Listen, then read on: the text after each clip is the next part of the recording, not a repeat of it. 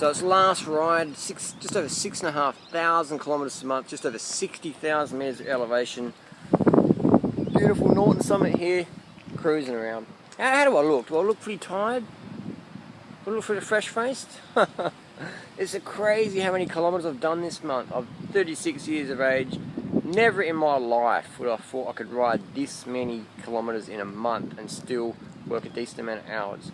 I wonder how many hours on the bike I could do actually did it full time for a month. That'd be interesting. Just get on the bike, pack everything up, just go ride, just go tour across Australia. 10,000 kilometres in a month? Who knows? It's all talk unless you do it. So that's been a great little challenge, the Strava Prove It Challenge. I didn't even think I was going to do it until about a week and a half in. I thought, fuck it, let's bang up the Ks, let's go a bit nuts and punch out some miles. Beautiful ride, learned a lot just watching the sunset now. It's been a fantastic month, do more videos about it, ask your questions down below, learn a lot about myself, learn a lot about other people, learn a lot more about hydration and nutrition and how important they are, learn a lot about mindset and mentality and goals and focus. Just a fucking great month. I love doing these months. It's going to be crazy, a bit schizophrenic, a bit bipolar, and then that carries on for the rest of the year in other areas in life. Just focusing and pushing it. It's really good fun. I recommend people doing it. Learn about yourself. This wind has been my closest friend for the last 31 days. This has been following me around everywhere. Headwind, a little bit of tailwind. Mostly headwinds this month. It's been pretty amazing. A little gust of tailwind here and there, but it's been great. The wind is all in your head. Alright, enough yapping. I'm going to go home, give Freely a central massage, have a big carb feed early at night, drink up some more water, back on the bike tomorrow, punching out some more Ks. Bit less for February, recover, and rest up strong. We'll see you soon. Back to more video uploads. Peace. Thanks for all the support, guys and girls.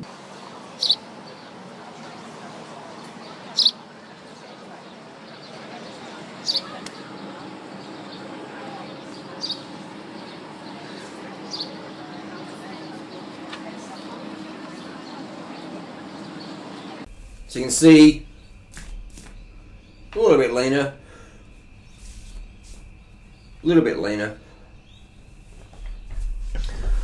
but not a lot. Let's get some light in here, shall we? Not a whole lot, because sport isn't enough to keep you lean. It's got your diet choices. Because if you look at the guy who sitting in front of me, Matt Carnell, he's banging out similar mileage, very fit lad. Not as lean as me though. Not as lean as me. So how can someone be doing as much training as Duran Rider, or a little bit more, but not be as lean as Duran Rider? Dietary choices. Simple as that. Questions we got. I've posted questions down below, just some follow-up videos. Questions you got: what tyres did you use? I used Maxxis Refuse. I used Specialized Armadillos. The Maxxis Refuse, that's the brand Maxxis. The model number is Refuse. Great tyre. I ran 28s in my Cervelo with it. Really good tyre. Cheap, but pretty fast. Very puncture resistant. Very comfortable. What saddle did you use during it? I used a Specialized Pheno. Actually, I'll go get one and show you what it looks like. Here it is. So my saddle has an anatomical cut in there, and it's very flat. It's a very flat saddle. There's not much dip in there. You can sort of see it's very flat, and this saddle keeps its shape. It's an old saddle. Can't get them on brand new anymore. But I buy them on eBay. But my saddle works for me, but it might not work for you. Here's the Maxxis Refuse. This light's doing funny things, so Refuse Maxxis. Other questions: did you eat 100% raw food diet while you're doing this month? No way. I would like to. That would be great if there's like a support car following me around. Just going, here Duran Rider, sir. Here's the tray of sliced organic mangoes. Here's banana smoothie. For sure, man. Because that shit tastes so fucking good. Incredible. Or another option would be, I'm just riding through fruit orchards all the time. Just fruit ripening and just dropping all around me. Like in nature. It's funny, every animal I saw, at night I saw foxes, daytime I saw koalas, kangaroos, lizards. They have as much food as they want all around them, all the time.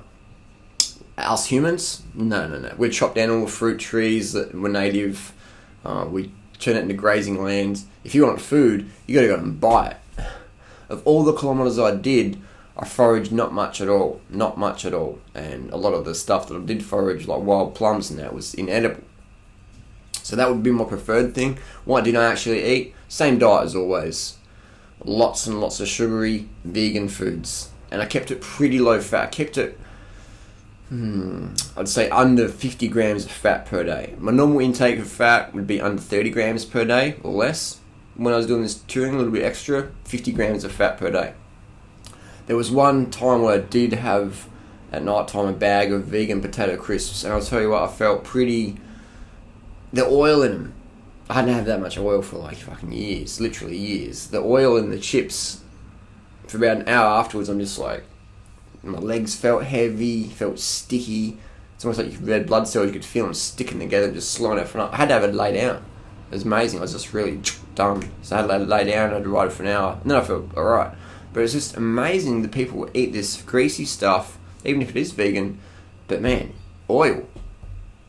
Do the best to get oil out of your diet, or to minimize it as much as possible. It definitely isn't a health food. It's definitely not performance food. Another question is, how much sleep did you get? Not enough, because I was still trying to do work as well and training. So sleep got the ass. Another question here. How did you not get muscle soreness? Well, I'm very conditioned. I have years of conditioning on the bicycle, and I know how to listen to my body. Like yesterday I did 460 kilometers. Today I didn't do anything, took a recovery day off, because I could just feel my knees just a little bit, and it's still start of the year, so I don't want to give myself issues. So I listen to my body. Alright? Often I might go out for a ride and see how I feel, but today I was like, nah, you've done enough. Just have a listen, have a recovery.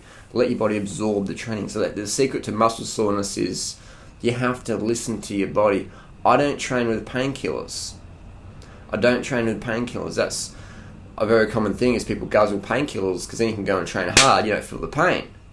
You know, you can fly up those hills of painkillers, but it's very dangerous because you might get a little niggle, but you don't feel it until that tendon's just ripped off the bone or whatever. Or it's become full-blown tendonitis. So don't train with painkillers. The only time you should take painkillers is if you're got some real excruciating pain, but you shouldn't be training anyway. So that's how I avoid muscle soreness, is conditioning. Bicycle setup, I have my little whiteout pen, mark my setup, so if anything slips, I can get onto it. So I am like just outraged, frustrated, and surprised how many people will literally spend $10,000 or more on a bicycle, and I'm like, oh, how do you know what your setup is? Oh, I just sort of feel it.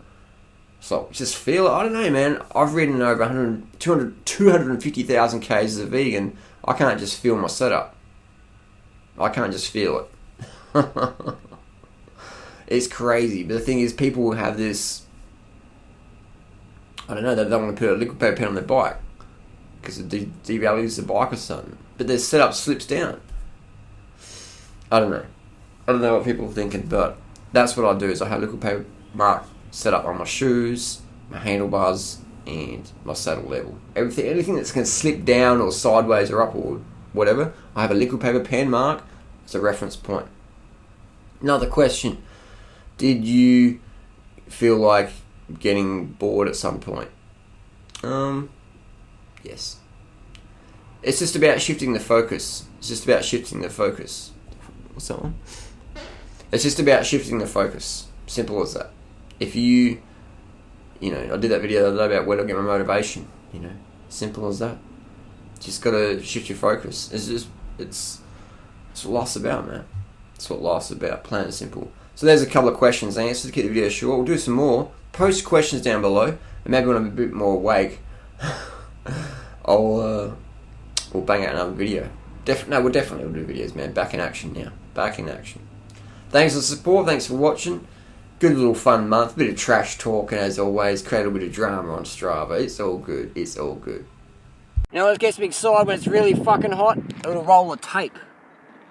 a little roll of tape. I'm going to grab this little bad boy, chuck it in this massive oversized saddlebag here. Look at that. Some tape, mate. So I use to box my bikes up, go to the airport. Save $5 right there.